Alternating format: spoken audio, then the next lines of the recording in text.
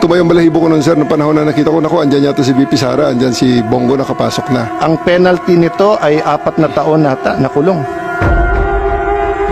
Who gave you the order? I take my orders from the Chief of the Philippine National Police. So, Chief PNP. Ang ano po namin is really to assist ang PCTC po. Kaya nga. Oh, PCTC, did you or did you not give the order to General Marbil? No. No. So, General Marbil, are you lying? General Torre, may violation ho ba sa arrest ni former President Duterte? No, sir.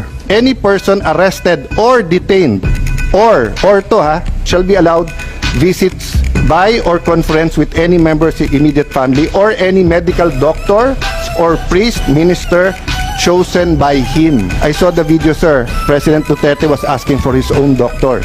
Sir, we have substantial doctor. Ang sabi kasi dito, his choice, hindi nyo choice. I saw the video wherein you're saying 2-star, ako na nagdedesisyon, I will not allow VP Sara in. Tama? Yes, sir. Hindi ba siya anak?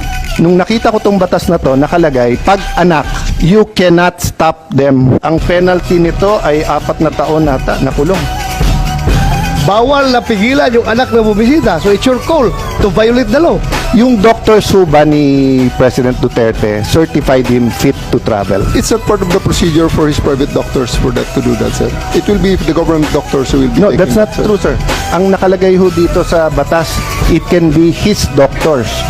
Magiging inutil yung batas if you invite your doctors and then they cannot certify. So, ang mangyayari nun, if they certify hindi pwede, sinertify ng gover doctor pwede, korte ang magsasabi at kakasuhan yung doktor na nagkakamali. But if you tell me, sir, okay naman siya, o tignan mo. The law is clear eh. Hindi naman ikaw magsasabing sufficiente, hindi.